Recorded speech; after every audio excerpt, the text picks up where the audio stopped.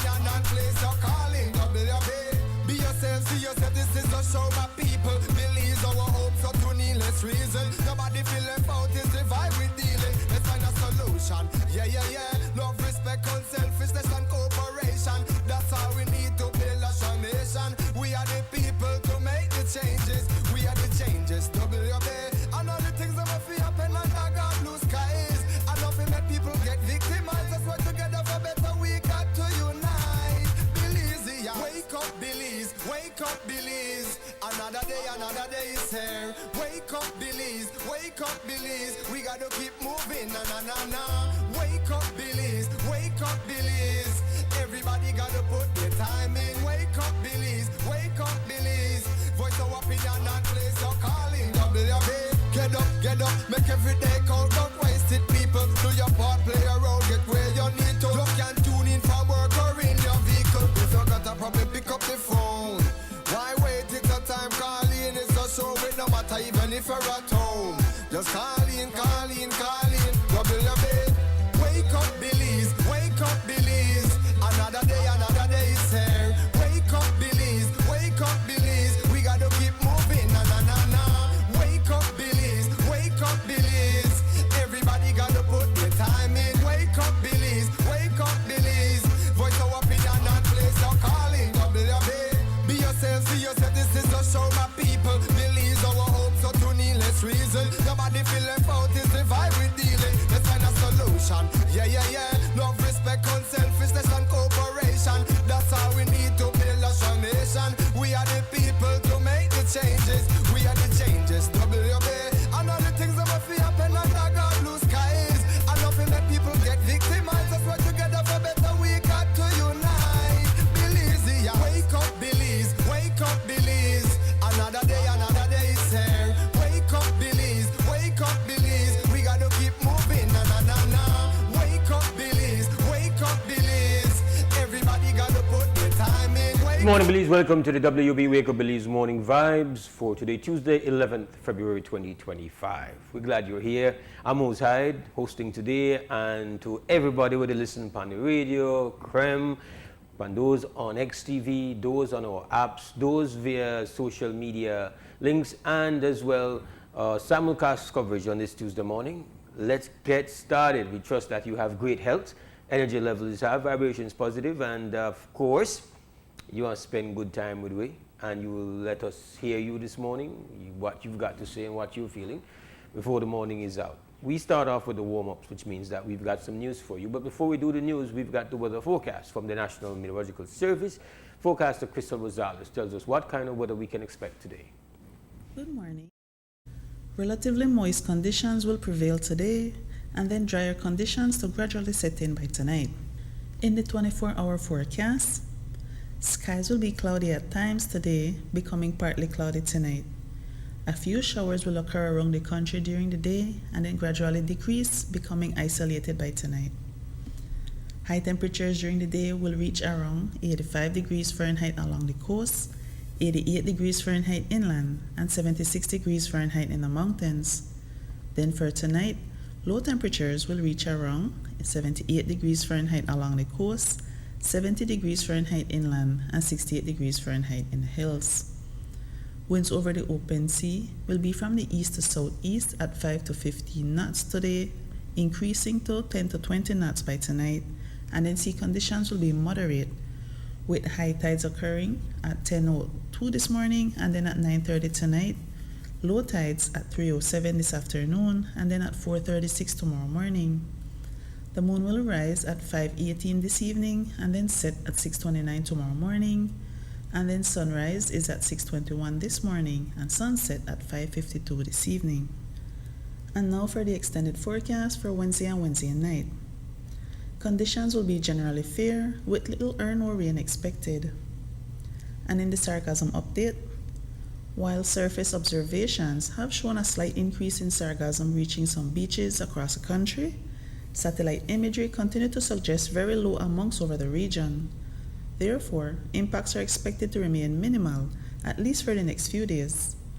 And then sargassum will then likely increase towards the end of the month. And this has been this morning's weather report from the National Meteorological Service. The first private Belize since 1989. Creme FM presents the news. Informative, accurate, current information, local, regional, and international news, weather and sports. And now, the news.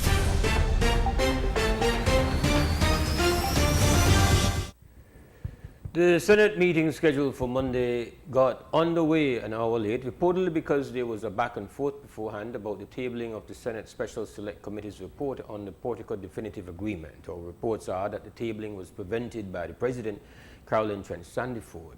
We have been told that this means the report is dead because it needed to have been tabled before the close of this parliamentary session, and with rumors of elections being called for next month, it is believed that Parliament will be dissolved soon. Lead opposition Senator Michael Perfit seemed to have inside knowledge and said elections will be announced by the Prime Minister today.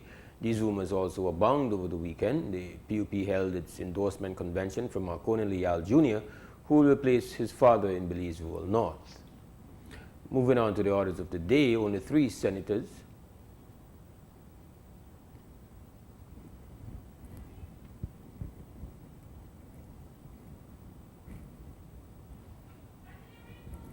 Moving on to the orders of the day, only 3 senators contributed to the motion to appoint Maria Rodriguez as Auditor General until she is 65.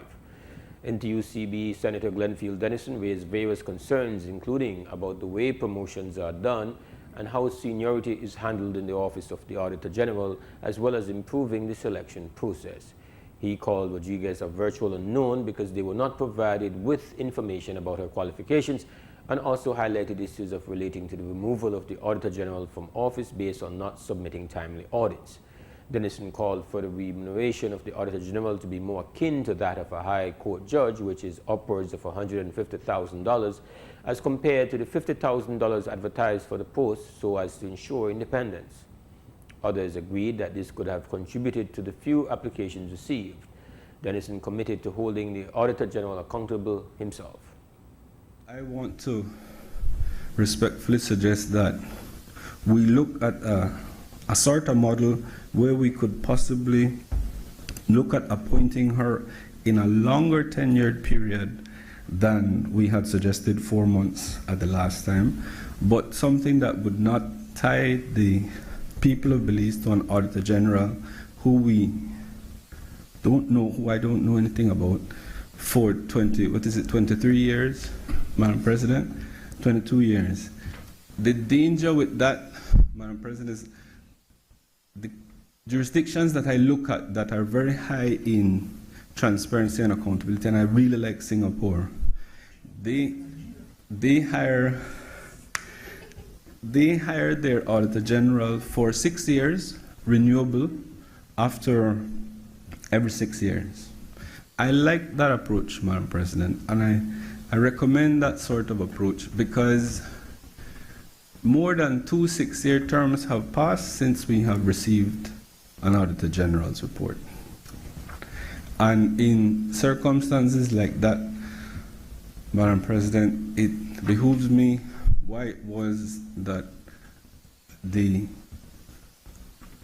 Belize Advisory Council was not written to. Maybe they were, I didn't write to them, to inquire as to the competence of the then sitting Auditor General, to inquire why we have not had an audit report, and the government either does what is necessary to fix the system flaws or remove the Auditor General.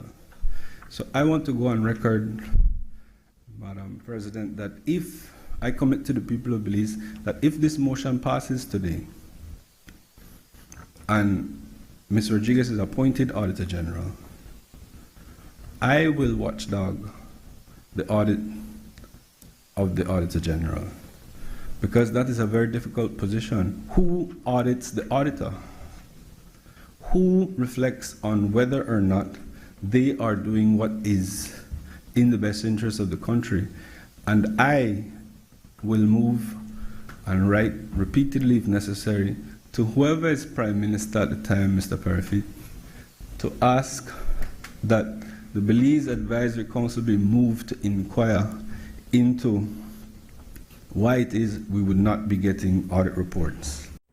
Senator Dennison then called for division of votes. However, with business Senator Kevin Herrera supporting the motion, it meant the appointment would go through. At the same time, Herrera called on the executive to hold the Accountant General accountable to submit reports of accounts in a timely manner. That's because the Office of the Auditor General cannot conduct audits if the accounts are not submitted.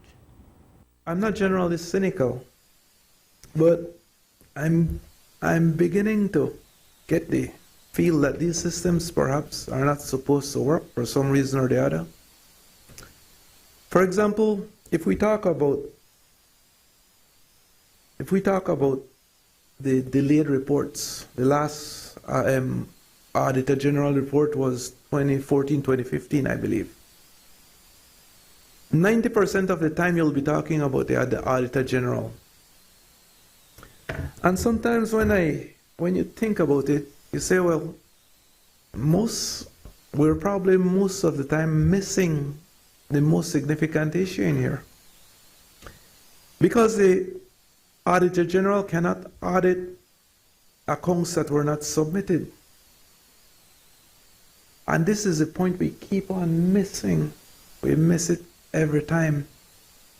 And because we miss it, we give the administration a free pass.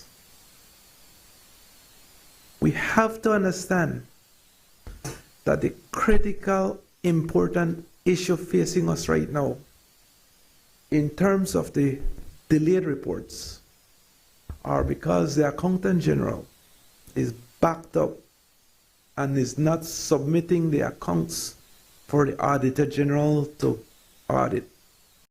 Herrera says that as accountability goes in this matter, we should be ashamed of ourselves. For his part, Church Senator Moses Alvin Bengushe hailed the fact that the government will now have someone permanent in the post, but reiterated the need to have timely audits. He also supported the motion. Responding to the concerns about timeliness of reports, Senator Amon Courtney said perhaps they ought to look at the use of technology to get the work done. Many gathered at the St. Martin de Porres Church on Vernon Street in Lake Independence, Belize City Monday afternoon to say a final farewell to 5-year-old Gabriel Pablo Oriano, who tragically drowned last week after escaping from his school, Stella Maris. Gabriel was a nonverbal, autistic child who was described by many who knew him as loving and energetic and a lover of food and soda. His tragic death captured the hearts of the nation and brought not only sadness but guilt, as many feel the tragedy could have been prevented. Due to this, many from all walks of life attended his funeral, including the Minister of Education, Honorable Francis Fonseca. Present were also the marching band from Anglican Cathedral College and bikers who have accepted young Gabriel as part of their group posthumously. Many tears were shed, especially during the eulogy presented by Gabriel's uncle, who reminisced on the times Gabriel would steal his dad's Coke and fried chicken and how much he loved bananas. He said Gabriel was very close to his dad and would feel the safest when falling asleep next to his dad and under his favorite quilt, a gift from his grandmother. He said Gabriel's light will never fade. Gabriel was happy, playful, and a loving child who found magic in the little of things. His laughter, his energy, and his unique way of seeing the world left a mark on those who knew him. His spirit will always live on in the joy of a simple game, the warmth of a favorite blanket, and the sweet taste of bananas, which was his favorite. Gabriel, you are with your grandfather now. You are your family angel and your parents' angel. Sleep well, Gabriel. Your light will never fade. I love you, nephew. On Friday, Gabriel's family had gathered in a vigil to remember and honor his life. They started a motorcade featuring members of Revolution Car Club and motorcycles from in front of West Track in Belize City and followed the route he took. They congregated at the hangar where little Gabriel tragically lost his life last week, Monday. The Belize government has touted that our country was the last to report cases of the new world screwworm in cattle. However, government officials are now concerned about the country's ability to keep the threat under control and restricted just to the Toledo district. President Boaz Minister of Agriculture Jose Mai complained last week that Belize has been left out in the application of a method to control the spread, the sterile insect technique, where sterilized male flies are released to mate with female screwworm flies. It's been used in all Central American countries except Belize. Mai explained that they have requested sterile flies from the U.S. Department of Agriculture, Animal and Plant Health Inspection Service, but have had no favorable response. Every country in Central America has been treated with sterile flies. They have dispersed sterile flies in every single country of Central America, including Mexico, which is a part of North America.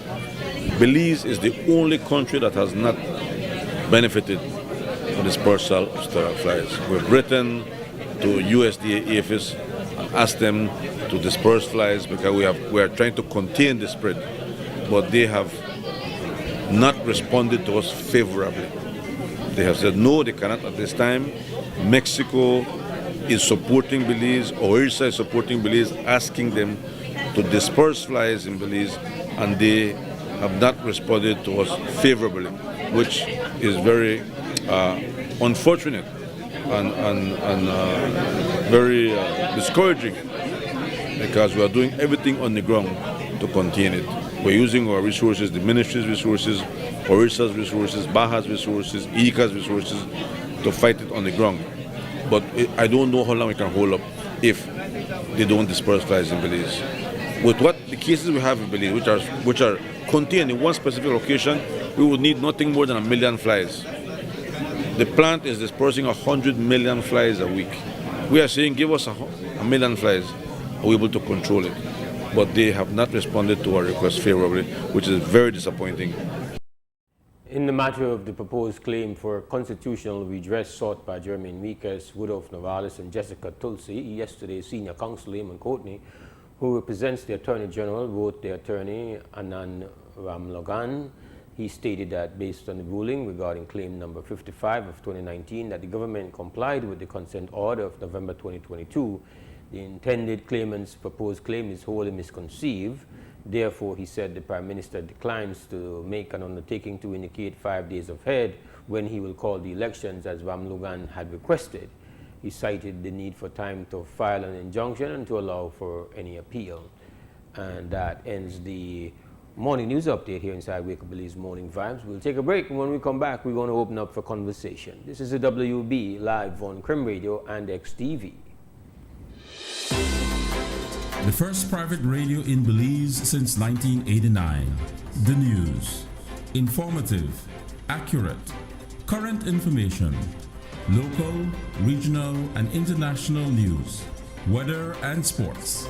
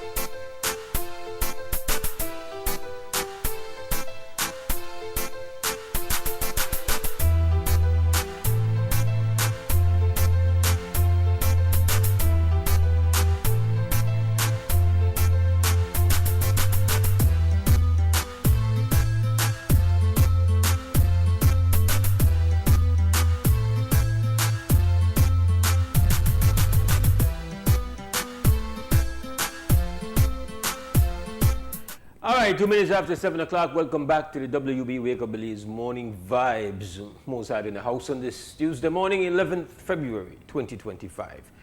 And now that we have completed the warm-ups, we are open for the business of conversation. Put up it on the screen. That's the number. If you're listening, the number is 280-5848. That is the live line for you to join us and participate and express your thoughts and views. This is what we do weekday mornings from Radio and XTV. It's called the WB, Belize's premier morning conversation. If you're just joining us, I'm Mose Hyde. I'm hosting the show today. And once you know they're in, then I have to proceed. But at any time you want to jump in, listen, jump in. It's not difficult to do. We want to get you on more than just once. We depend on you getting on, getting in, expressing your views and, put it out to the world, really. To the people where got up on social media, we don't mind asking for make the relationship official and follow and subscribe on Facebook and YouTube respectively.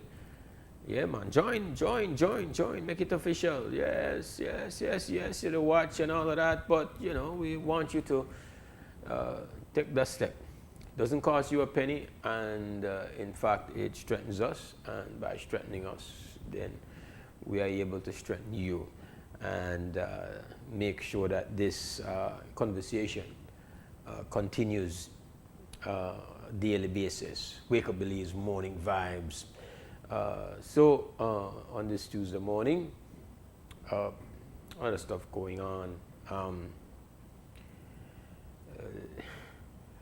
I didn't listen in to the Senate sitting yesterday. There was a sitting of the Senate, and we have spent some time on this show talking about the Auditor General. We expressed how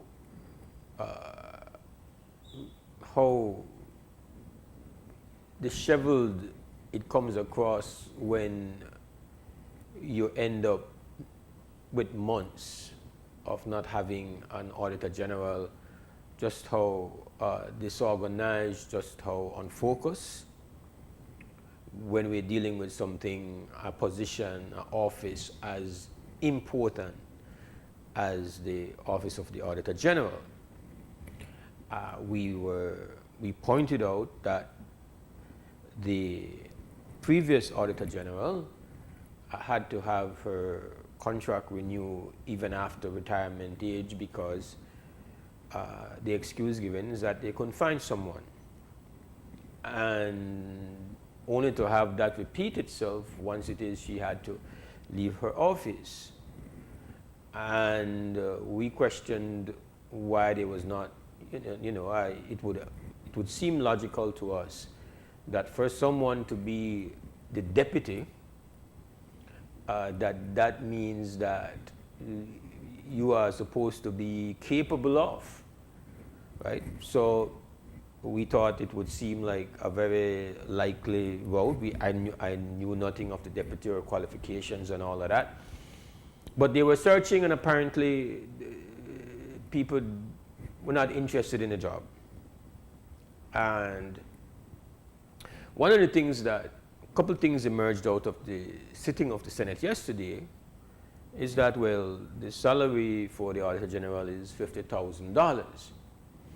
Now, that for most people is a very significant remuneration. It's a very significant package. But for the work, for that particular type of skill set, and for the responsibilities that comes with being the Auditor General, I would have to agree with the senator that said that one of the reasons why there's very little interest in and very few people applying for the job is because, well, people who have the expertise, who have the experience, will make more than that outside of the office. And so the really skilled and really good people at this kind of work, don't want to deal with the headache. I have to audit the government and essentially have to be like almost the tip of the spear in holding our elected representatives and the executive accountable for the people's monies, which is one of the primary responsibility of this office. So the headache and the stress and a little bit of money, at least for that particular kind of experience and ability, expertise. So there is that. That comes out, that came out. But, and what comes out as well is that this person has a contract for 75.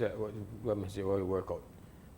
For 22 years. That's the report. The contract is at 22 years up until her 65th birthday. So, just like other positions where they're almost like once you get there, they're like one lifetime appointment kind of thing. Kind of like we've had the same DPP now for a very long time, going almost 2 decades. We've had the same DPP.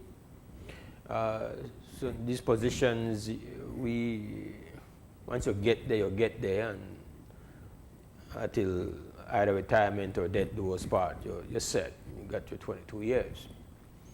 I think it's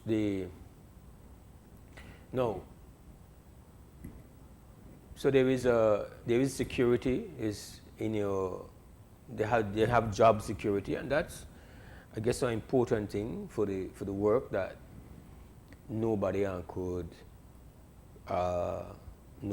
really threaten you to do the work where you have to do, right? You're not somebody that they could just go and kick out because they don't like maybe what it is you're doing. So there is some reason why you would have to try to make sure somebody in that position have job security.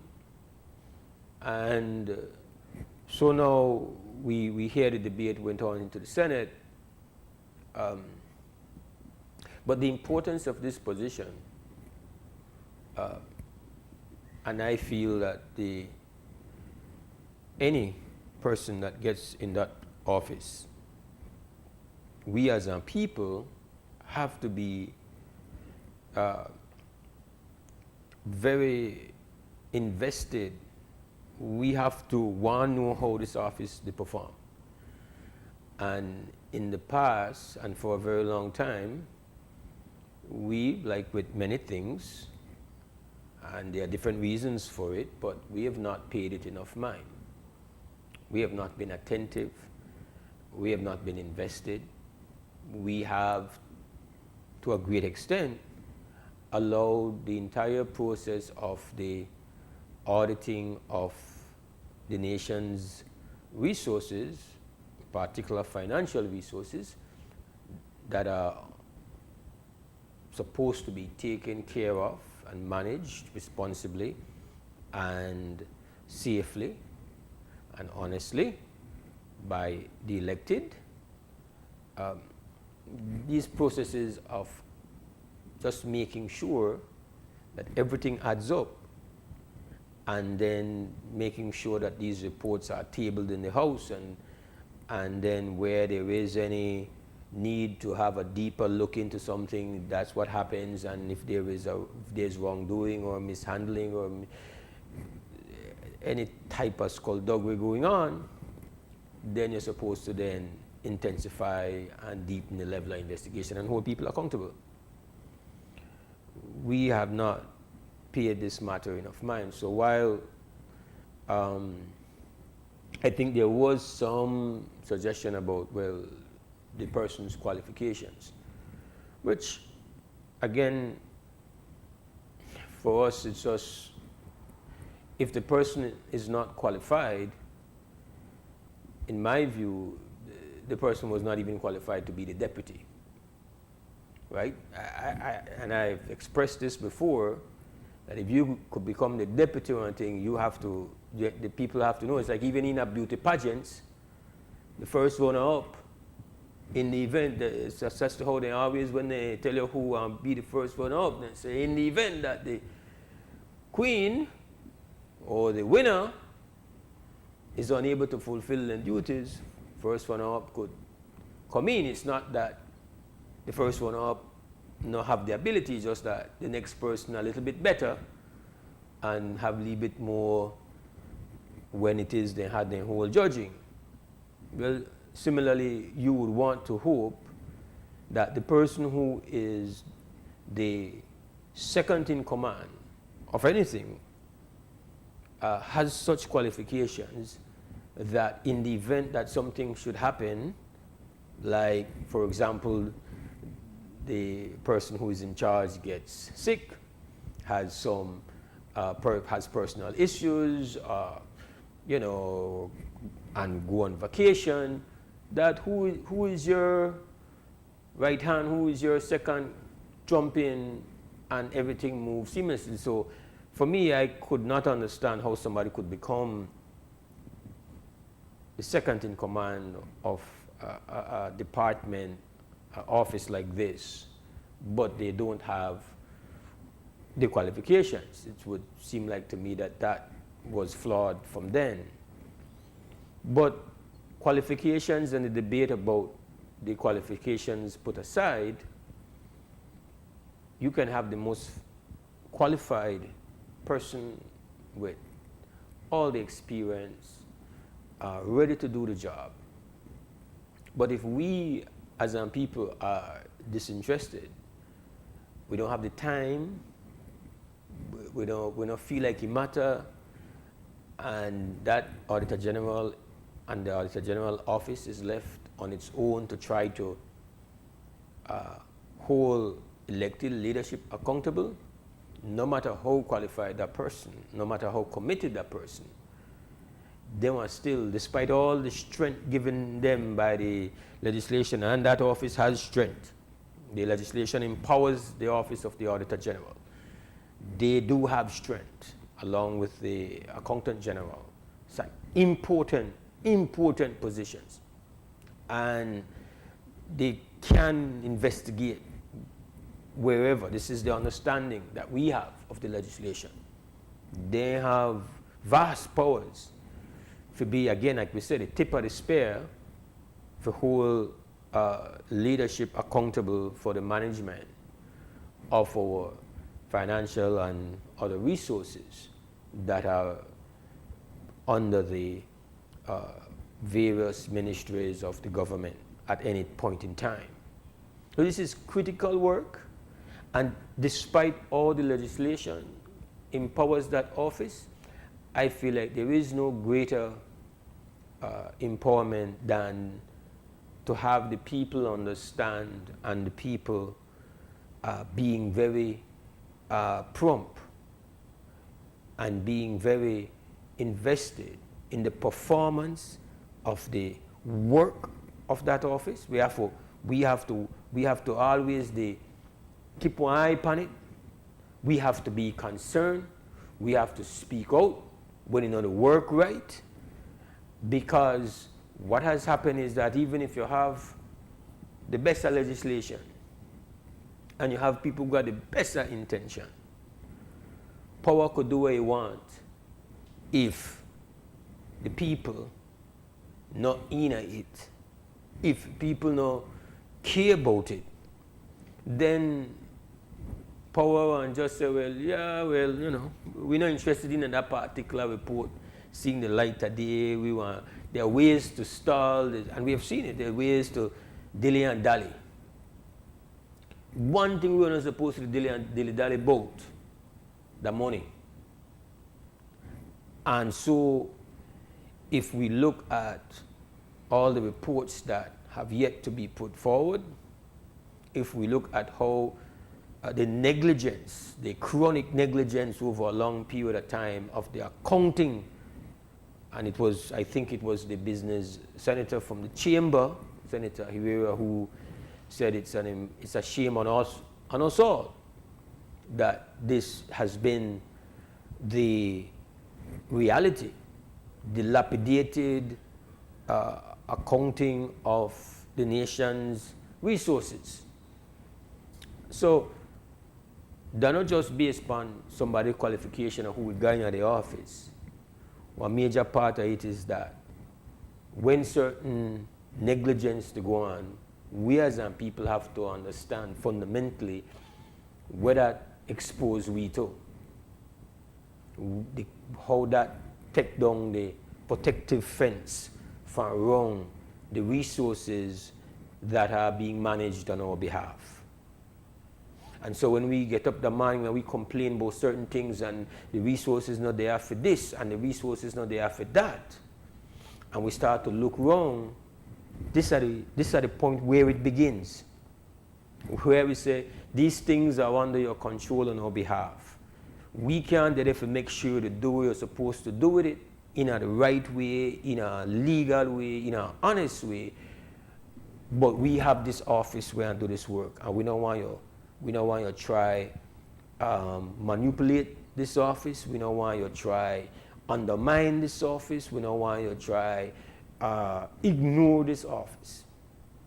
We can't allow the accounting process of government finances to be as inefficient, as neglected as it has been for a long time.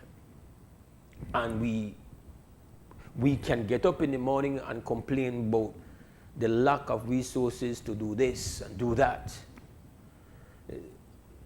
Right now, we hear that we are being ignored, or we are not being heard by the U.S. Department of Agriculture because we are trying to get some of these sterile flies to deal with the screwworm issue.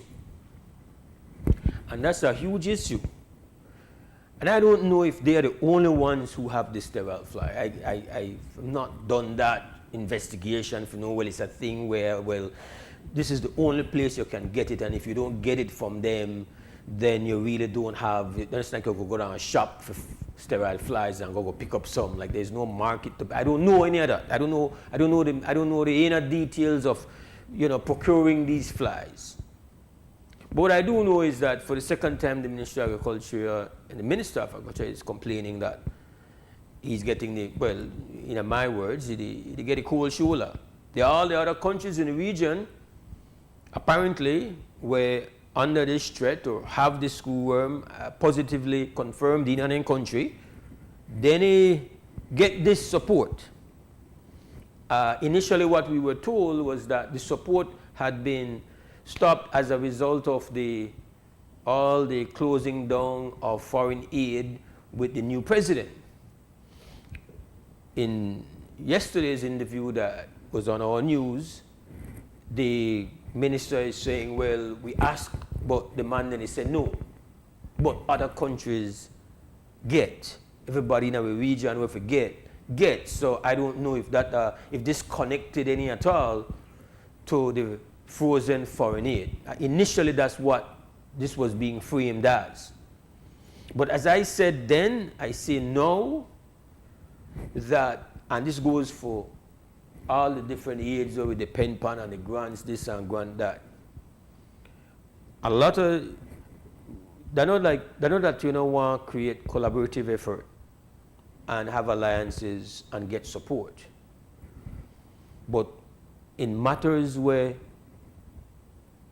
you have to do something to preserve you have to make sure that you balance your resources for able to could do for self.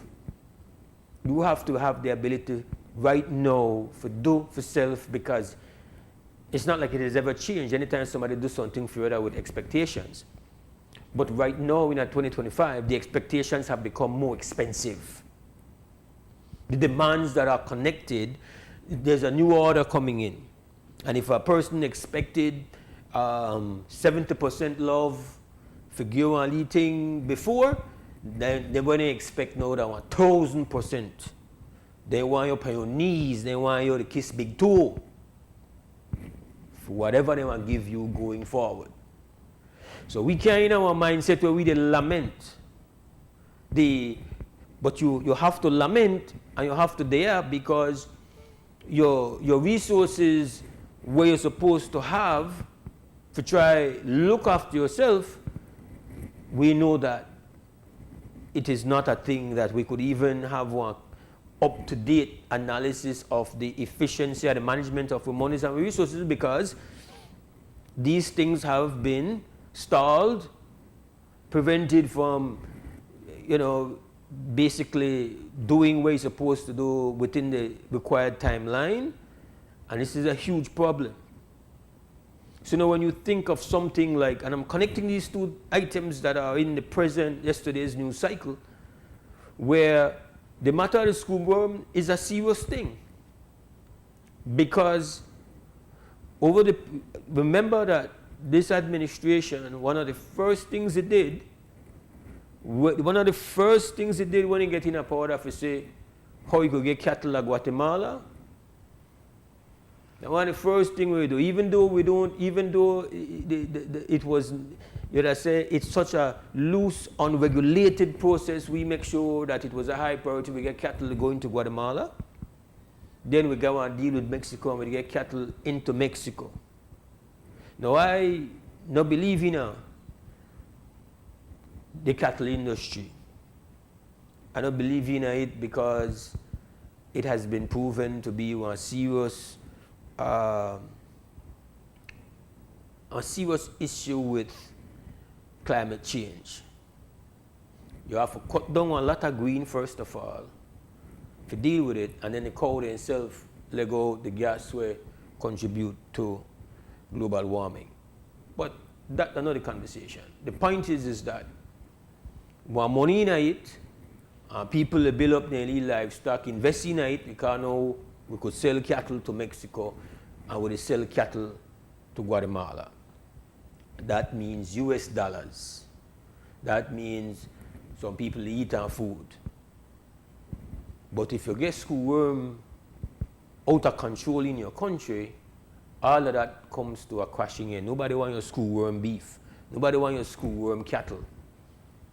Because, we sell cattle on the hoof. We don't export value-added beef. We just sell cattle on the hoof, which, again, critics have said, is that the way to do it?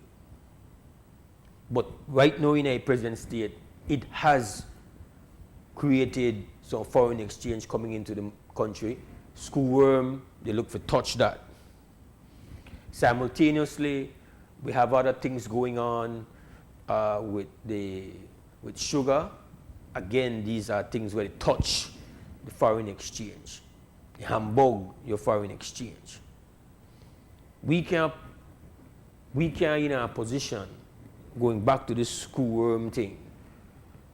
Again, I really don't know, and maybe somebody will know could call and inform us and say, well, the thing is that the only place where you could get the sterile flies from Uncle Sam. Well, then that was a tough one. If that's the only place where we get it from, they only they have it, and then they don't want to give you none. They don't want to give you none. Which, as we said yesterday, when we discussed certain positions we have taken internationally, we stated, as much as I am anti-Zionist, anti-genocide, you have to be very clear when you take your stance. To take a stand has a cost. As one individual, I could make that decision for myself. As somebody where they represent one nation state and its people, as in the case of the Ministry of Foreign Affairs and its ambassadors, they have to be aligned and in rhythm with the party people there. And so then there's a work for make sure that people, they up to that rhythm, align with that rhythm, and at the very least make people understand there will be consequences. We have a call. Krem, good morning. Good morning. Yes, greetings, Brother Mose, the name of the Most High. Yes, brother. My 2 cents before the 2 cents camp start. If there is no way, I heard from Central America, everybody got these flies.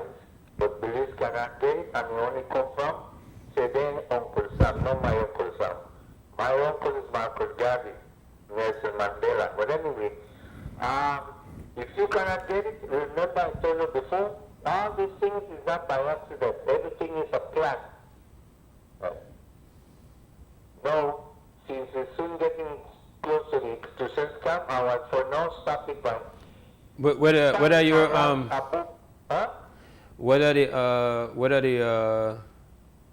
I hear you say that, but I don't know. I want at least you to wrap your point. I don't think you've said what exactly you want to leave with us. You were saying that there is a fly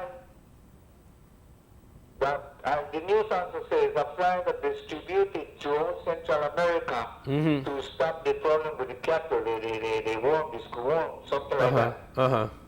So if Belize, this is what I'm saying, if Belize is the only country that does not have the access to it, that's what the news was saying. And they want to know why. So my thing is, if Belize is the only one that cannot get it, and it only comes from that guy called Uncle Sam, is that my uncle? That means everything is a plan. They plan, have everything planned. Well, it's not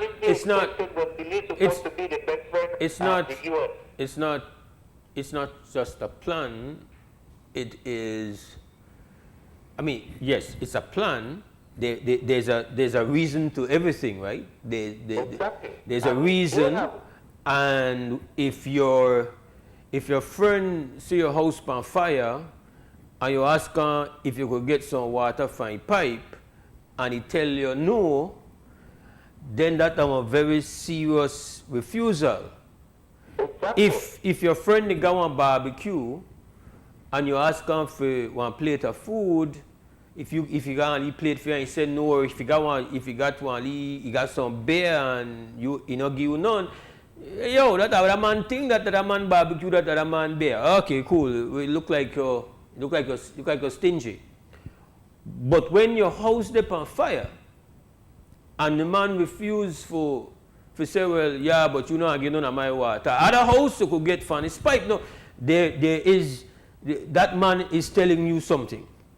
That man is telling you, I'm not there with you. I'm not there with you. So what you want to do? What you want to do? So we not got no idea why. I mean, when you talk about the Department of Agriculture, you know, again, according to the minister said the people and tell her no. And then try get it and they say no. They fly out of it. They want there and they want there, but we not got none for you.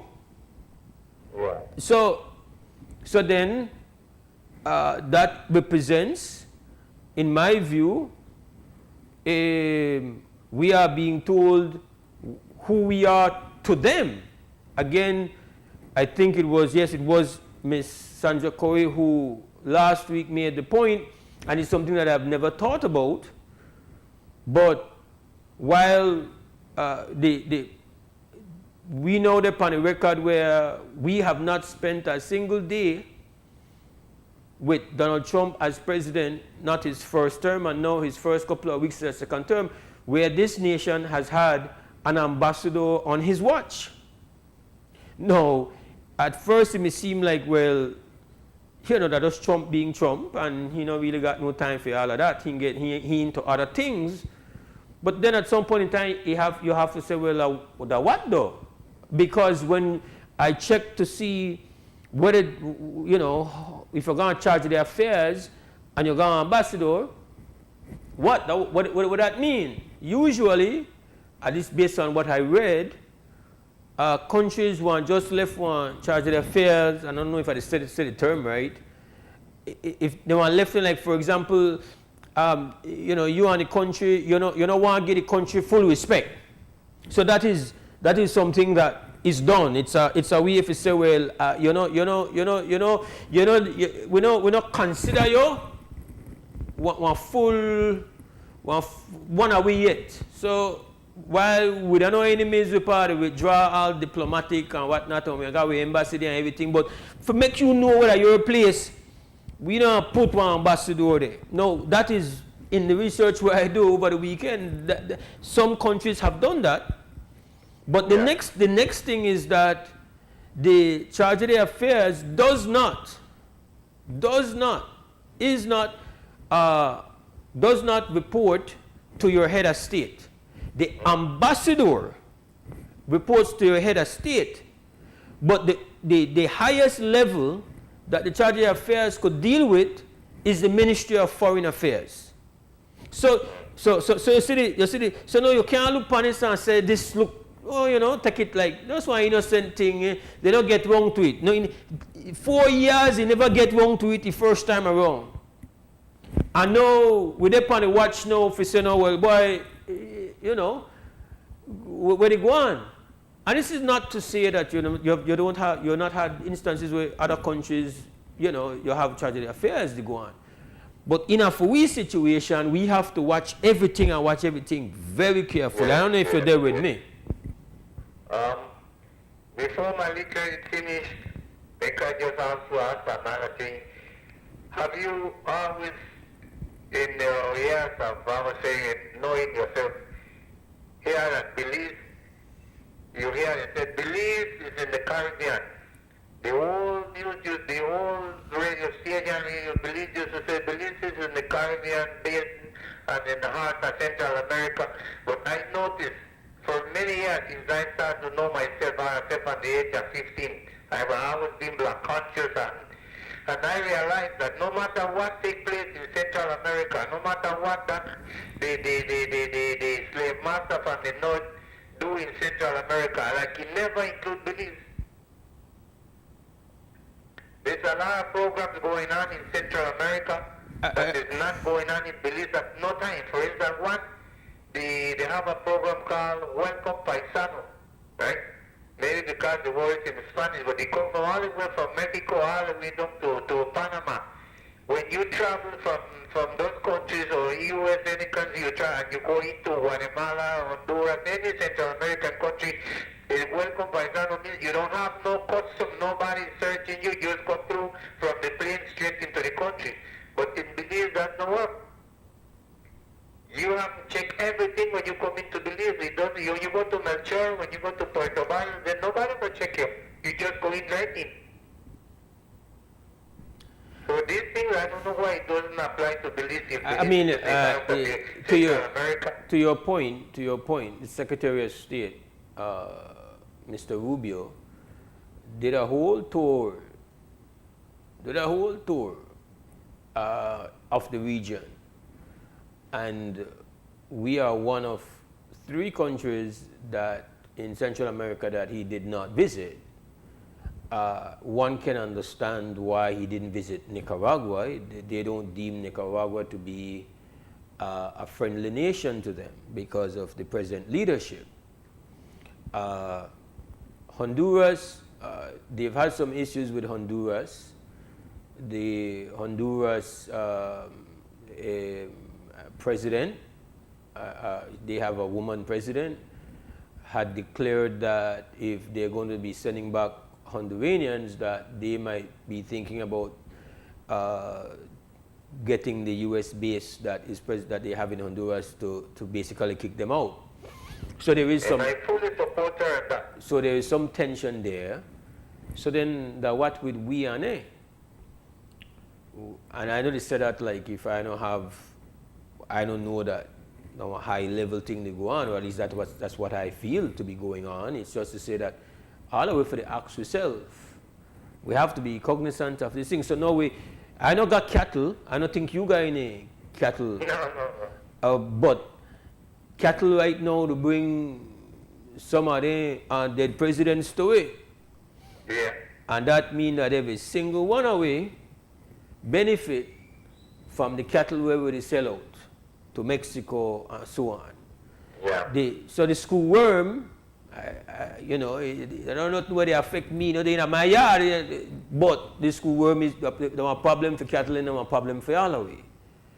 And the fact that we are being denied assistance in this regard is a very significant thing, and we have to look upon it in the overall big picture of what exactly this could be saying, and use it not just for the conversation about screwworms, but if you look upon it and say, well, what kind of temperature what kind of temperature we got in an man head, the Washington right now?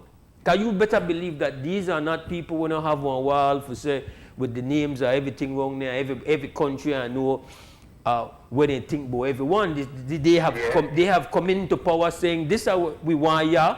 We want them people out of here. We want to turn Gaza into a tourist destination and get them people out. It's threatening countries now that if you don't accept them, we want to penalize you. We want Canada. This is a fully grown, big economy with all army and everything. And this man said, no, we don't need to stop playing games and become, essentially, I want to colonize, you know. You know, could you imagine one country as huge as Canada? I know how much millions of people Canada have. This man said, you know what, I want, better to come in.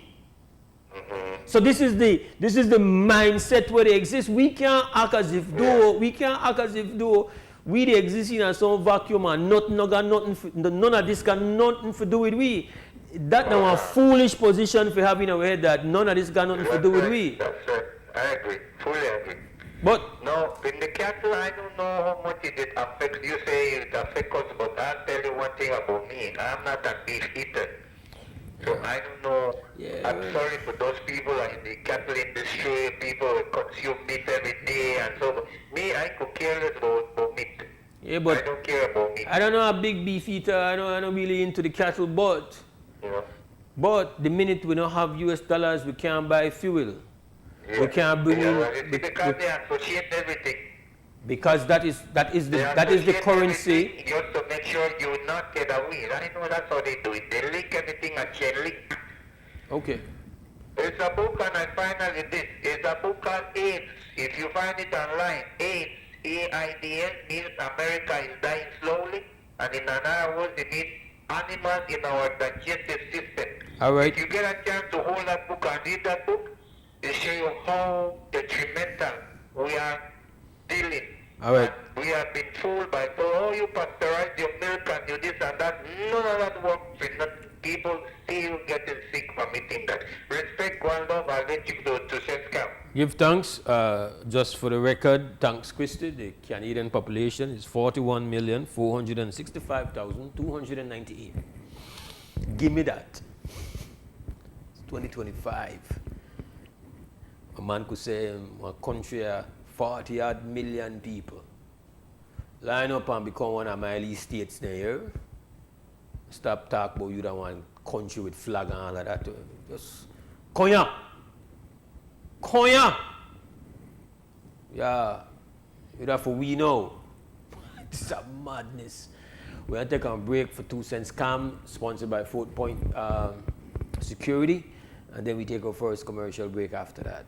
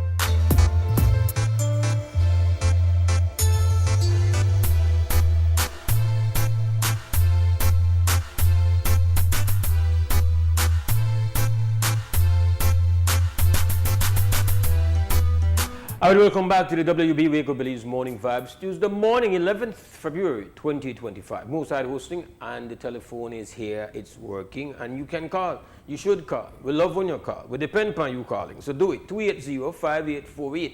That's the live line for you to participate in the conversation. And I got a message saying that multiple countries have screwworms, but I don't know. What I have read so far is that the sterile screwworms are they basically do it down the area in Panama, and it's done under the United States Department of Agriculture. So it would seem, based on what I've read and looked at so far, that this stuff will probably get the flyer farm. They grow them down in Panama, but that the United States they grow them, and then they distribute it. But you know, I don't know. Just based on what I have read so far. Right, that it seems that the problem is that them brother you got the sterile flies. And if you just join we talk about that, because the new story covers the Minister of Agriculture saying that the United States Department of Agriculture has said to us, we not got no sterile fly for you. We're gonna call. Krem, good morning, WB. Yeah, I got down. The Mayan people and the Midwest people go any part of Belize and go and make money with the Chinese, but we can't go to the same place and make money. We can't live Muslim, but we have to go and live Muslim. We're not straight enough out. All right, but I hear you. We've had that conversation. The reality for us is that it is not a small thing that assistance of this kind has been refused. I don't know what the financial value of the assistance is. That has not been told to us. It's about, I don't know if it's a huge amount of money as much as it's a bucket of water in time of a fire getting loose. Regular bucket of water, there's a bucket of water, but the fire, the burn, the bucket of water become seriously important, and then has, just it's priceless kind of water we need. So I don't know whether the actual cost, if you say, okay, a couple $100,000 or whatever to get the sterile flies, to deal with this screwworm, to protect the cattle industry, so that whatever amount of US dollars the cattle industry we get. See, it's not a small matter. For we are told that we in America, in fact, we were told at the highest level of leadership, the Prime Minister said he doesn't expect any problems. We have a great relationship with Washington, and you hear the diplomats, they will all sing the same song. Oh, Belize and America, we have a cordial relationship, and so on. The problem is when your cordial ally, your good baldouche, tell you, I not got no fly to help you with your screwworm situation. I only help them, but I wrong you upon your street. Everybody upon your street get, but you no get. Your baldouche, your bali, your homie, have to explain, or at least you have to explain to we where they are, where that boat. Because, like I say, everybody's been very diplomatic and nice and decent with their words about what a great relationship we have. Sunday evening, everywhere in Belize got Super Bowl party. We into some American culture. That we baldouche. But we baldouche to tell you, here where they go on, we can help you with anything here. Not a small matter. Why not? That won't do. Why they your baldouche? We are there, so all right. We are there, all right. But if it seems as if though, if we baldouche now give us some money and fly, then we cattle one drop. And you Hamburg people, Hamburg your foreign exchange, hurt you, cramp you. This is our industry where just the lift your head. Again, I don't know a cattle person. I know I'm not a fan of building up and say bet with chips per cattle. But we have decided that there we're going. Okay. So now we got some US dollars tied up in this thing. And the surface of it, because we not got details, if your baldouche not help you in a time of crisis, your baldouche to say, sink. We're going to call Krem, good morning, WB. Yeah, good morning, boys. Yes, sir. My voice is not 100%. But very interesting conversation, Mose. I think that with the new president, the new American president in office, I think it's a bit strange that there's not more of a national conversation across the board on the implications of President Trump being in office and signing all of these orders into effect. Because what it is, it's really American foreign policy. That is what those are. And your conversation thus far, to a large extent this morning, is about Screwworm. But it's a larger reflection of American foreign policy. And it's obviously broader than Screwworms. And outside of you saying, well, PM and whoever is saying, yeah, we are right to be Americans, I think that it has to be, the conversation has to be deepened, both in terms of the government response and level, as well as on the public stage. These measures that are being signed into law, it's really law and policy by President Trump, will affect our lives in very, very significant ways. And we can't just willy-nilly be treating with it, well, if you're happy, it happen. If there's a storm coming, Mose, you just don't sit idly by and wait for the storm to be here. You have to be prepared. This will bring exigency, and it's already doing it. It has implications for trade. The whole slew of what President Trump is doing. On immigration alone, I would say this is a matter that we need to treat it very, very seriously. So I give you an example of something, and I messaged with Will yesterday, and he said he would call, but I think he's gotten busy this morning. As you mentioned, the slew of executive orders that President Trump has signed. And I said on Monday and yesterday, I think that, or maybe it was last week, Wednesday, I said that I have spoken about U.S. policy and about the White House and the President of the United States of America more in the last month or so, more than I've ever done in probably the first 25 years of WB. It's not because I want to talk about them, brother. The WB build upon conversation about domestic realities, everyday thing where they happen. But we can't ignore where they go on because the implications are significant for everyday reality and everyday life. This new administration, this is not to say that previous administrations have been, we have been such beautiful, have been so righteous, and have been so, no. That's an empire, and it's about taking care of the empire and about transactional and getting its way and getting what it wants. About flexing its power. That's how it became an empire.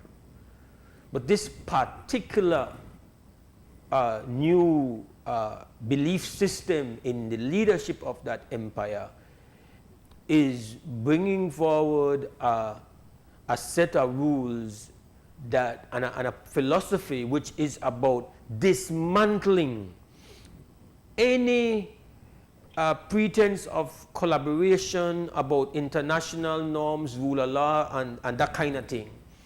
And is making it now about you either you got muscle, you're there with it, you're not there with, I call it bow down or get burned down.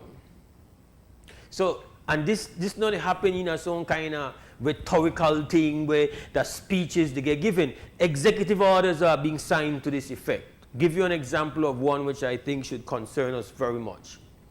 The executive order that puts sanctions on the International Criminal Court, essentially saying that if the court rules against U.S. or any U.S. ally, as it did with Israel and Netanyahu, then that court and those who are there are going to be sanctioned, personally sanctioned, the ability to move. So it is it's a boy, that's a serious punch then throw upon the ICC. You say, well, okay, well, what that got to do with we? Okay, well, make we think about who are, quote unquote, the allies of the United States of America. So if you say ICC, if you try sanctioning me or anybody where I said they're with me, I want to make you pay for that. So not touch my belly, Netanyahu, not touch my people in Israel, then in my belly. Who da for him belly, real belly, in this region? So suppose you got a scenario where, and this is not suppose, because we know the dealing are no hypothetical, but a judge, you know this. We have, our people have experienced a lot of aggression in the South too. Not according to our respected ambassador in The Hague, but we were there. We know aggression. We know where aggression is. We know where they get rough up look like and where you feel like, and we see that every single time for we people going at the South too. If something should happen, if we people then get hurt, and we then decide we want holding people accountable that the ICC, this Balearic say, not on my watch.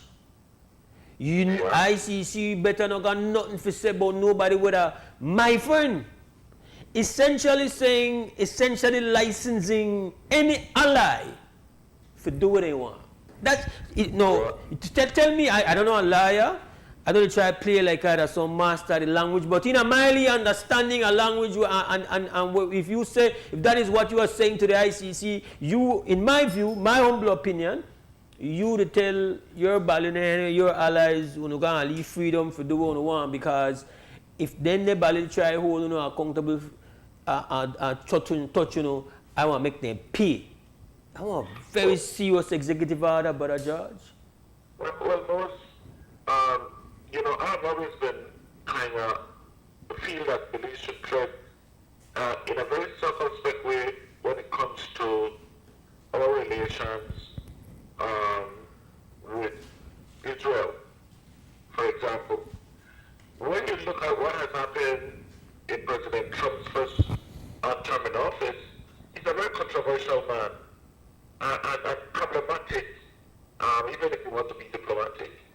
One of the things that he did in his first term was to recognize Jerusalem as the capital of Israel. For people who have walked the diplomatic walk for the last 50 years, this is really a no-no, because we know what the problems have been. In terms of the UN's intervention with the Palestinian-Israeli conflict, the world, the world community has basically said that if there's a two-state solution to be pursued, then Jerusalem should be the capital that is jointly, I guess, shared by both sides of the conflict. But President Trump has basically said, listen, I am recognizing a move from the capital being in Tel Aviv to Jerusalem. Now, a lot of us don't know the dynamics of that, Mose. I had the pleasure of being in Israel for a time T during my tenure at Fishes, more than a couple of months. And so I could appreciate the dynamics more than somebody who has a familiarity with Al Jazeera or Times or CNN. And I will tell you, one of the first countries and one of the few countries that jumped on board with the United Nations was who? Guatemala. Mose. Guatemala, normally when you're discussing world affairs, you know, it's not only the big countries that you talk about, Brazil, South Africa, etc. But little Guatemala, which is big Guatemala for us, has basically said, I will join myself at the hips with the United States. And so now, you have President Trump 2.2, and Guatemala is basically saying, of all the people, because Guatemala, they export its own people to us.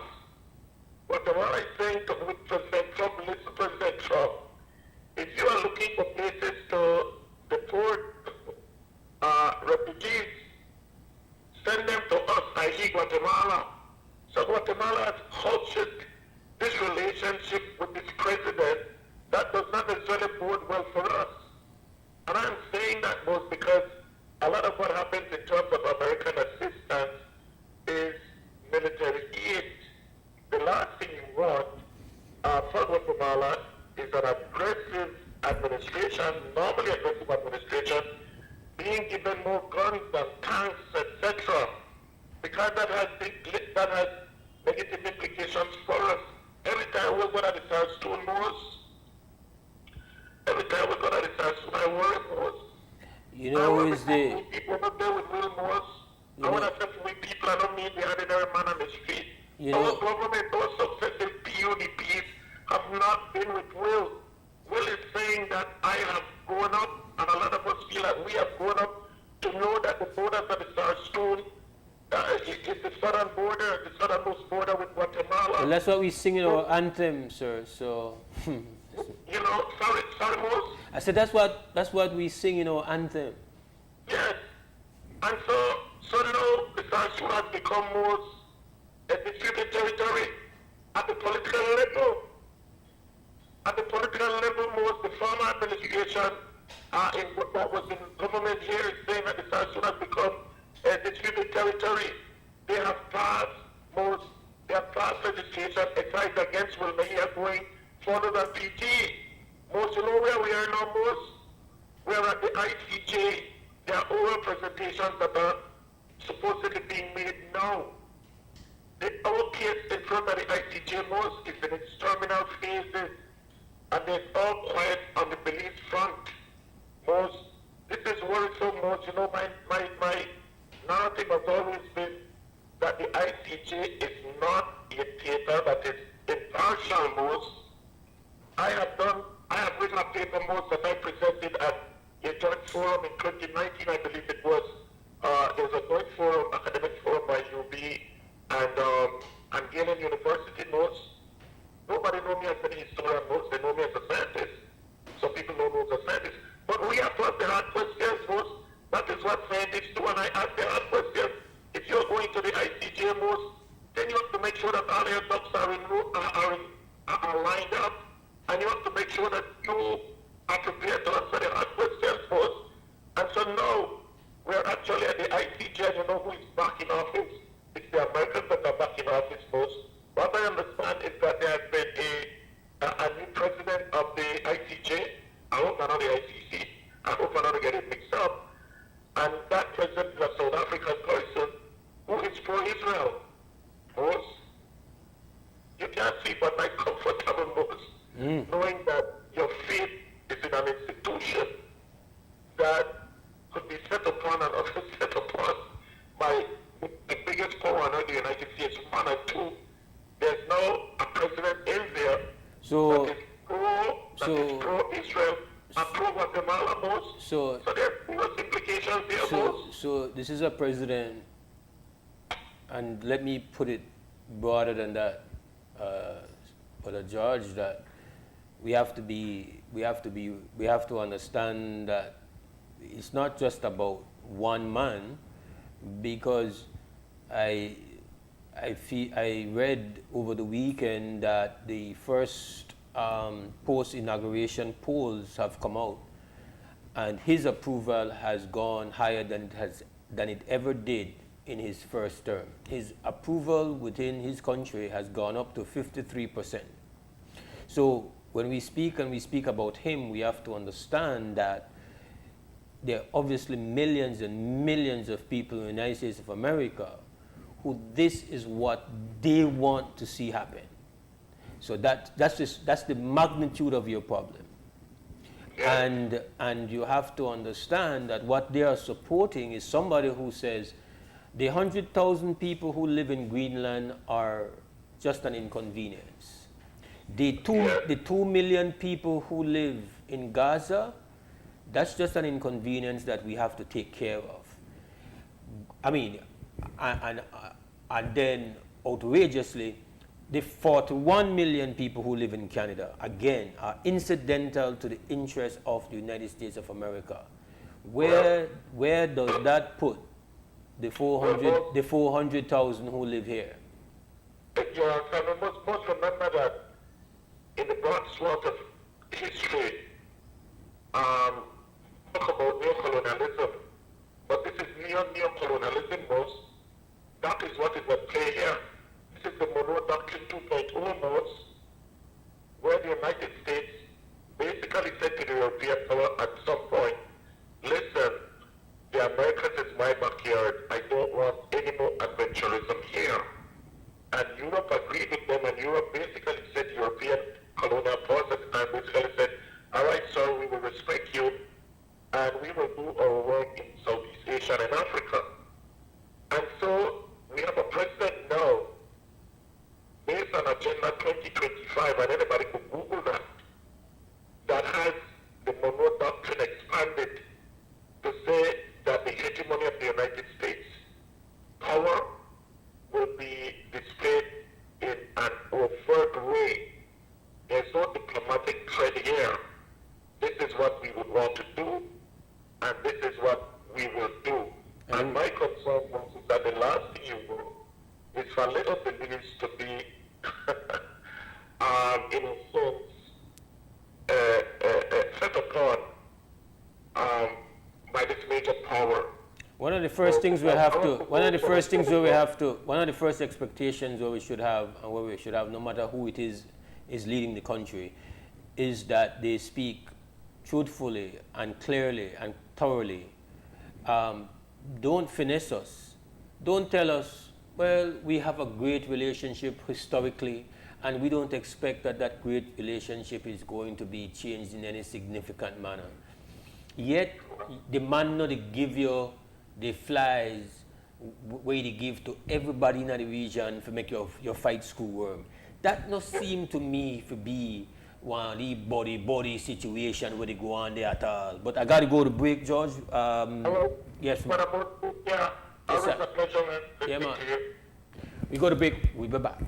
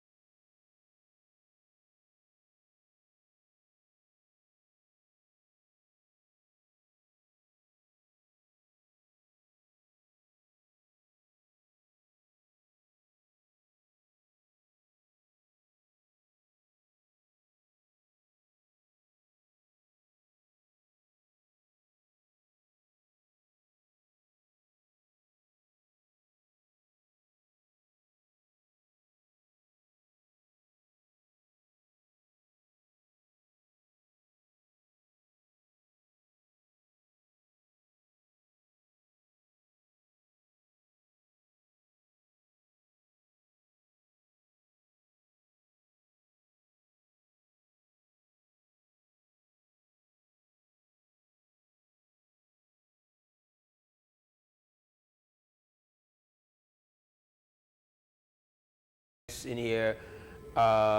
We are joined by Eden Rowley, better known as Eden Yellowman Rowley, former football star, now coordinator of the Future Football Little League competition, and he's also brought some of the young ballers with him. He has Crystal Rowley and Trent Valencia. So we got to say good morning to the ballers, good morning to the coordinator, good morning Yellow. What it going? Good morning, Belize, and morning, Mose, and thank you guys for having us this morning. Tell me about your this competition. What's going on with it? What? Basically, Future Football Club has been in existence from 2012. 2017, we have been doing our little league competition primarily. That's on an annual base. Likewise, we also do our summer camps. We take part in the summer portion. We started this under 10 and under 13 competition back in 2017, like I had mentioned, in the era we know as technical grounds, you know. Yeah. So, you know, I came up Baka with Technical. Yeah. That's the original spot that we started this whole little league competition. You know, I have embarking on a lot of team leaders or community builders who have teams and so forth, who are dealing with basically the youths of these ages predominantly, you know, trying to. What ages are we looking at? We have the 10 and under, or what we call under 10, and 13 and under 13. That's the two specific area that we enforce when it comes to this league competition. We, as a Future Football Club, we normally cater for kids between the ages of from 5 through to 14 years old. All right. So how many teams will be in the competition? Right now we have 5 teams in both categories, namely Future Football Club. We have Belize United. We have we have a newcomer to the Little League competition, Ladyville Rising Stars, and also we have Berger. Kenroy from Berger. Let me specify that because Kenroy team? Yes, Kenroy Martin. All right. So let's talk to the footballers. Crystal, how long have you been playing football? I've been playing this from I was like 5 years old. Of all the sports, why did you choose football? You know, I just think I just decided to play football because, like, when I was small, I said other people play, and it just inspired me. It's your favorite sport? Yes. Do you play any other sport? No, sir. Straight football? Yes, sir. All right. And your team is? Future Football Club. Okay. And you play? Under 10. And your position is? Defense. Defense. Known as last man. But why not play? Why aren't you a striker? I just grew up with that position there. No, can they put you there? No, I picked it. You wanted that? Yes, sir. So you're a good defender? Yes, sir. I went to nationals with my school. Really? Primary school competition. Really? So you would say that you are a star defender? Yes, sir. Well, I tell you, you're very confident, Crystal. We have Trent on the far side of the table. Trent, morning. How are you doing? Good. What position you play, Trent? Striker. Striker. All right. So you don't goal your dog. Yes, How sir. long you been playing football? Like when I 9 years old. For you're 9. How you put you for play or is you may want to play football? No, my friend come hear me and said somebody come hear me. My friend come hear me and said his coach said I find people for play football, and I asked him if I can join, and I went to him and he said yes. So your friend recruit you, okay, and then you find out you love it, or you just doing it because well your friends do it? No, because I love it. You love it. You score goals a lot, or? Yes, sir. Yes, sir. All right. You are on the Future Football team as well? Yes, sir. All right. And so have you been in a competition before like this? Yes, sir. Did you win? Yes, sir. You play with your school team as well? No, sir. No? I don't got school team. You not got a school team? No, sir. What school you from? Wesley. Wesley not have a team? No, sir. How Wesley not have? Like Wesley have a team, Mr. Mose, if I can interject there. Wesley do have a team, but I think they have to reach a certain age before they can. So he's not old enough to be on the team. Hence the reason why we do this competition, because of the unfortunate kids who are not able to make their school team, that they have this opportunity to streamline from, No, Yellow, I don't know how the competition, what are the rules of the competition? Because I have some concerns with that. Okay, basically you have to be like, in their category, U10, we put it at this standard that they can be 10 and below to play in that specific category. Whilst for the U13, they got to be 12 and below to keep that age gap, in conjunction with what you're doing of the age of appearing at from one level to the next level. So is there rules like, for example, that everybody is on a team has to play? Yes. We the team must have 15 players. Okay. We play 2 halves. At their age, they will be playing 15 minutes per half. How many 7 minutes, seven players? Seven players out. And 1 in the goal. 8 players total, and then you have the rest that has to get some minutes before the game concludes. All right. So I'm happy. Mandatory. I'm happy to hear that you are playing 7. Yes. Because people don't understand that you're not supposed to have players this age playing 11. Exactly. And the reason for that is that at this age, it's not about winning the game. You want them to be touching the ball as much as they can touch it. If you have 11 players on the field, then their opportunities to touch the ball is less. Yep. So that is why internationally you don't play, the children not for to play 11 versus 11.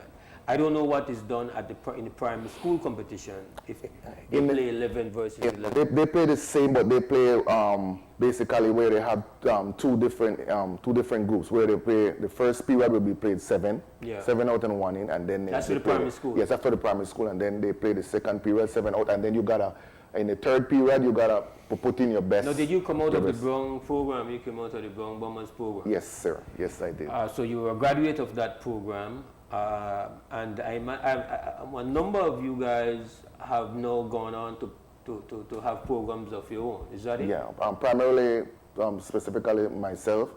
You also have Mr. Tyrone T-Bones Young, who works with them.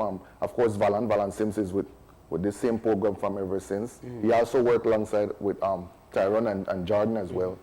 So that's the two main groups that I could basically say when it comes to football. So how do you, what gives you that sense of commitment to be doing this? Is it a kind of like paying back what has been done for you? Or? It's personally the drive that Mr. Brown had driven in us from we were young, you know, that this is a good format for us to come up in that specific foundation line, you know, to what he had done for us, and then we could come back and give and impart our knowledge and strengths to the younger generation of today. Okay, the competition is going to be held where?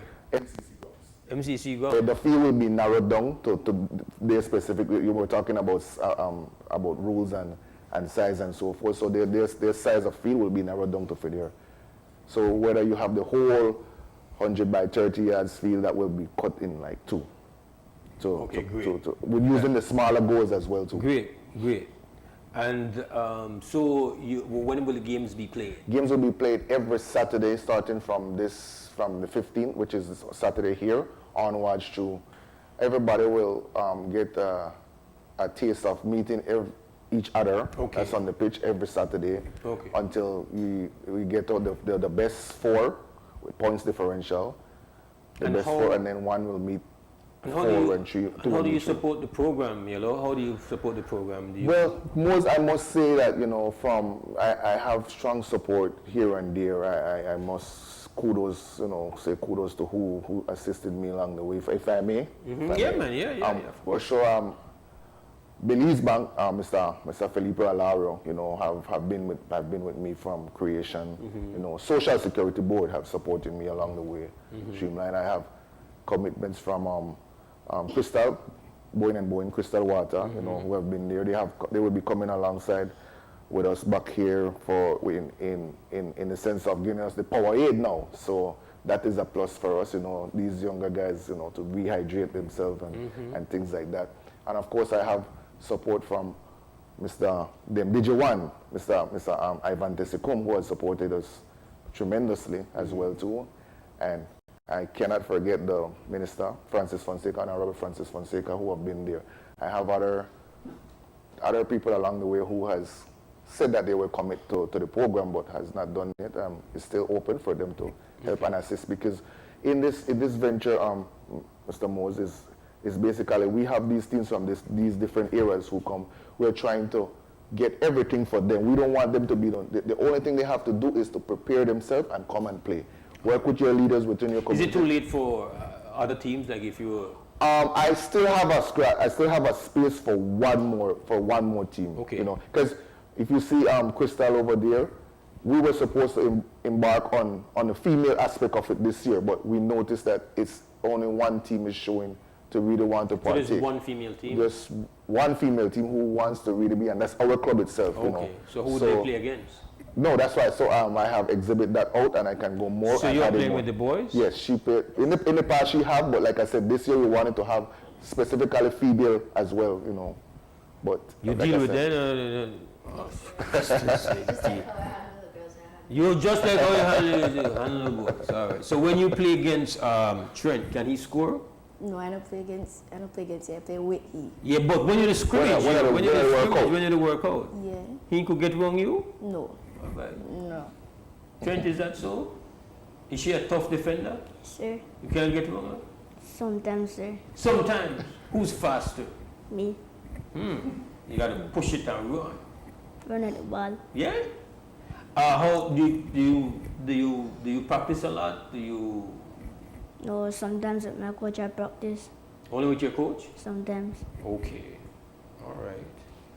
Well, we want to congratulate the effort, and again, we know that it takes a lot to take up this kind of work, and so we got to big you up, and to be doing it since 2012, you said. Yes. So that's like a little bit after you retired. That's a good one, Mose. I would put that retirement because here and there, it's not for back in the days it was for a job, but Yeah. it's different now that you look. Yeah, you retire from that level of competition. Yeah, you know, exactly. not stop playing Exactly. football. I stop. I know here, and I won't. mean, you look like you played a lot, but we got to take this call, brother, before we wrap up. WUB, good morning. Yes, good morning, Mose. Good morning, sir. Good morning to the kids in the studio. I like what you're doing over there, Coach. Kids, when you're at home, you can't depend only on your coach for workout. You gotta work out at your house, doing individual skills at your house. Take an hour to 2 hours per day and control the ball with your feet. Try not to touch the ground. Try to control the ball without touching the ground for 5 to 10 minutes. Control. Get to know the ball. It's repetitious. I don't think these kids have a ball of their own, right? They don't really. Most of them will not probably have it for long. Sorry about that, Carl. Most of them will not have it for long because when we normally have our summer camps, I usually initiate that all of them is entitled to have that ball whenever time they are through. So they can work on whatever aspect. Like the color I mentioned just a while ago, and even when we're not working, I try to emphasize to them, try to work on things that they need to get better at. So because with me, as I was coming up, I emphasize that it's very, very important for you to do whatever you can do on your right foot, you should be able to do exactly on the next foot as I will well. tell you, and public caller, you could join me in this, why I kind of questioned Crystal why she has taken to defense, because at this age it's too early to just not find out if you could be a great striker too. I play a position there, but I could play it, but I just not put my mind to play all the time. I more stick to my defense. Father, you got opportunities to get a college scholarship, see the world, get your passport ready. Just keep on working on it at home. I don't know why you have a coach. Right now, one of my players is still playing for the national team, Krishan Lopez. I've been coaching him from a little boy. I coached 4 national players for Belize. Just keep on playing, guys. Repetitions over and over again. God bless. All right. Thanks. And if anybody wants to, like, let's say, going forward, if you have a child that maybe has an interest, can they? For sure. I have an open door policy. Once your child is between the ages of 5 through to 14, we are right here to work with them. I'm not a person who necessarily does it for let's say, a collection or anything like that. You know, I will work with you guys. You don't have to pay no fee when it comes like that. I'm there to produce that to you guys. Crystal, you want to big up any of your teammates or classmates or family while you're here? I want to big up my dad because if it wasn't for him, I wouldn't have been here right now. Well, just realize that this is, I named him connect the last name. So Crystal is actually your daughter? Yes, sir. All right.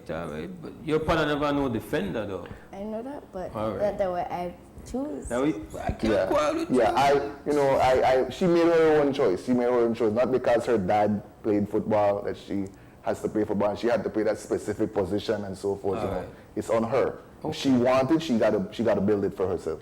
All right. So you big up your dad. That's it. Yes, All I right. want to big up my school, my mom, and my teammates off of my dad's team. Great. All right. Nice. Trent, got anybody else say good morning to? Shout out, like. My coach. Your coach? Only your coach? Your coach there right here, you know have to. And my cousin and my mom. What's your cousin's name? Jason.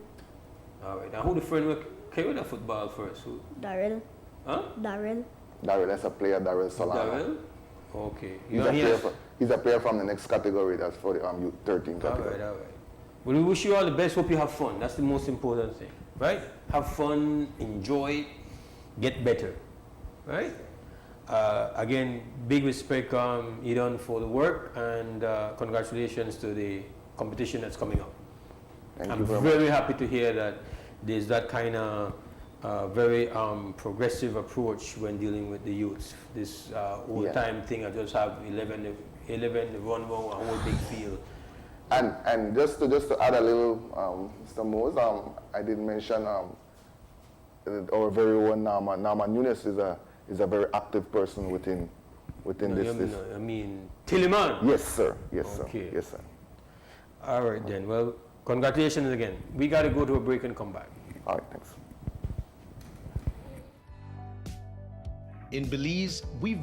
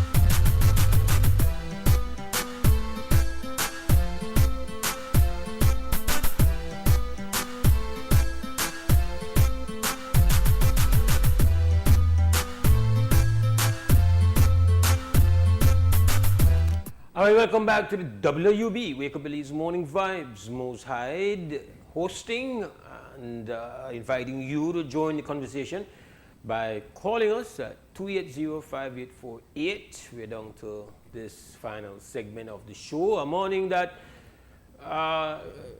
unbelievably we've spent talking about Screwworm. Not for the sake of talking about Screwworm. This is not let me just take this call. Krem, good morning, WUB. Good morning, Mo. This is Sandra. So I just want to comment on an observation that you made about Mr. Trump's approval rating. Yes, that is the figure you gave is correct, but then you have to measure that also with an extraordinary disapproval rating. I think if I'm remembering correctly, it's 42%. Never happened before, especially in the first 100 days. So what that tells you is, now evidently you would have to know the way the poll was organized. Mm-hmm. Was it a random poll or did they structure the poll? Because you don't imagine that they were able to go out and pick up all the Trump supporters and non-supporters, right? Mm-hmm. So I don't know the terms of the structuring of the survey of opinion, but that is significant because it tells you that not even into 100 days there's a substantial disapproval. Now, is all that disapproval Democrats? You don't know. They didn't give the reading at all, the readouts at all on the thing. But I think that needs to be borne in mind. And it needs to be borne in mind in the context of what happened today. Gold is rushing, literally galloping towards a $3,000 limit. And petroleum is at, I think, $72 and $74. What does that tell you, Mose? There's a lesson there. What do you read in the gold? That there is anxiety and uncertainty in the market. And that they're not going to waste time now to quarrel about, well, let me take out the money, then I put it back. No, they're not doing that. They are going to launch their money in what they consider to be the safest storehouse. And strange enough, it is a Republican government that unhinged, yes, it was a Republican government, that unhinged the U.S. from the gold standard. So that is significant. And by pushing up the petroleum, what happens there? Well, that's global inflation, no? Well, particularly for the United States, it has to be measured against all the charities attaching to people, right? So, if you're going to be attaching tariffs, which will push up the cost, it doesn't matter what explanation you give for the tariff, it's still a tariff. And then the energy engine is at an all-time high. Then you can just imagine the cost of the prices of those products, those goods that will be produced, right? Yeah. They're not going to be.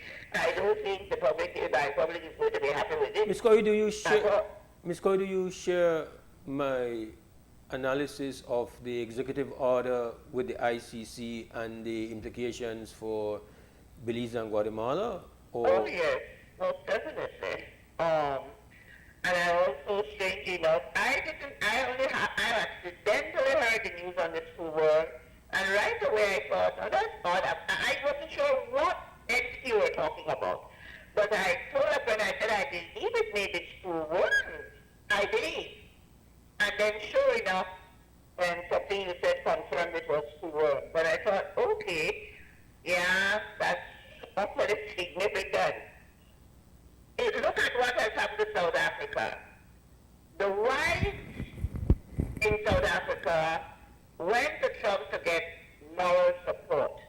But they never knew that he would cut off funding to the tune of over $500 million. And now that has them completely agitated. So they are scrambling now to explain and exculpate themselves. That's when people get into a fighting arena they don't understand. That's what exactly happened there. So the money is sealed off now.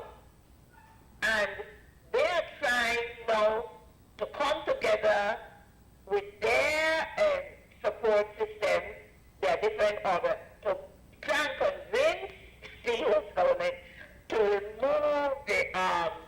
remove the ban. Kind of like not to mention the tariffs that he's imposing on. Kind of like the farmers in that grow the food for the USAID, who now have what, a half billion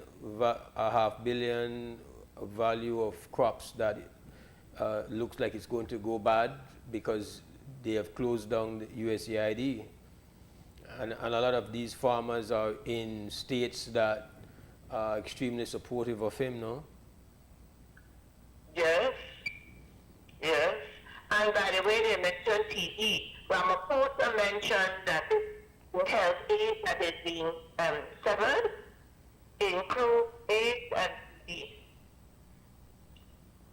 And the South African farmers, because they have come out with a one can call it, one will call it definitive in the absence of another word, that they never asked for any refuge. They are not planning to go anywhere. They love South Africa. South Africa is where they plan to stay, but you see, they got themselves, and Mr. Musk, I think, is at the front of that. That's what I think. So now it's just another mess, because that money is severed off, and HIV and TB will probably die if the government doesn't step in and buy the medication. I listened to one analyst who said that the government might be able to get the money together to buy the medication. What we will not have is the cadre, the cadre of those workers that attended these people, because that whole team has been dismantled. It was dismantled overnight. And then I think another cause of rattling the market is this issue with the judge in Rhode Island. You know, the judge who is now challenging them that they are not complying with his order. Yeah, that is a major showdown. Yes, that's going to be a showdown. In my opinion, that if that's not done, then the world has to prepare itself for an American civil war. Seriously, because that is an utter challenge to the separation of powers. And at this moment, there's nobody, the Congress is not doing their business, they're not doing their job, so there's nobody standing between the people and chaos, except the court. And I'll end with this note. Your people who do good to study what happened with OpenAI. Musk approached OpenAI to buy them out for almost $100 billion. Yes. But they were refusing. But there's another matter. I was telling a friend of mine, you know, what we are witnessing, what we will end up witnessing in the billionaire coach world is the same kind of war that plagued Europe as the feudal barons struggle for power. Because OpenAI is caught in a debacle with one of their young employees who turned up dead. And they are saying that he committed suicide. But the parents are saying no such thing. The evidence is there, including writings in I think it's in New York Times, where he challenged the use of copyrighted material for AI. Yep. And he's dead. He was dead within a month. So You are dealing with people who don't joke. But us, in my opinion, they have a role model of the rise of the barons in Europe was based on exactly that. They like a point of among themselves. You know, the elephants try to grab their sample. That's where I see all of this stuff. Don't you see that with him? He out of nowhere, nobody told him they wanted to sell it. It's a ultra aggressive manual. I know that they've gone to take ownership stake in CBS because they have an issue with 60 Minutes. They are trying. CBS is funded by the government, I think. No, not PBS, not PBS, CBS. Oh, CBS, but they are also threatening generally the funding of public broadcast systems. Because I think they give $500 million to them if they give us support. Is that right or wrong? I think what they are trying to do is to get apparently the list of people who donate, because I think you have the government, but then you also have private donors that support NPR and PBS. And what they are trying to do is to get they're trying to unlock all the names behind the foundations. So and there are certain rules that they're trying to make against them. It's they're playing rough. Well,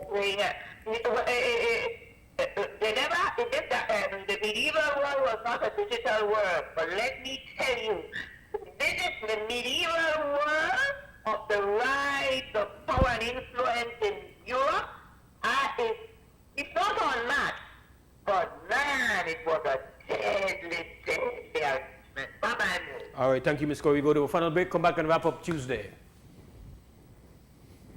The River Valley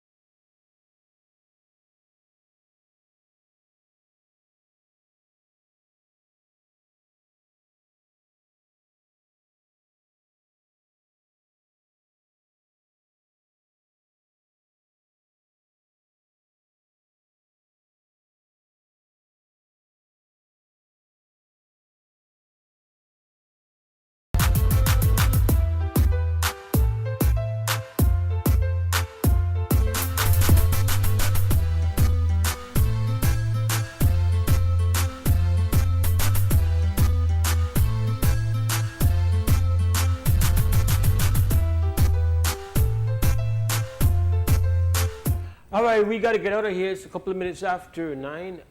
We lock off. Tomorrow morning we return at 6:30 for the Wednesday morning edition of Wake Up Belize Morning Vibes, once we have the health and strength and bread of life. You guys have a productive, great, healthy Tuesday. Saluting the team, of course, Larry G. Cram, Cliff at XTV, along with Christopher Flowers in the control tower this morning. Stand strong, stand firm. For now, we're gone! Wake up, Billy. Wake up, Billies. Wake up, Billies. Wake up, Billies. Wake up, Billies. Another day is here. Wake up, Billies. Wake up, Billies. We gotta keep moving. Na na na na. Wake up, Billies. Wake up, Billies. Everybody gotta put their time in. Wake up, Billies. Wake up, Billies. Voice our opinion and place your calling. WB. Be yourself, see yourself. This is a show by people. Believe our hopes are to needless reason. Nobody feel left out. Is the vibe we dealing. Let's find a solution. Yeah, yeah, yeah. Love, respect, unselfishness.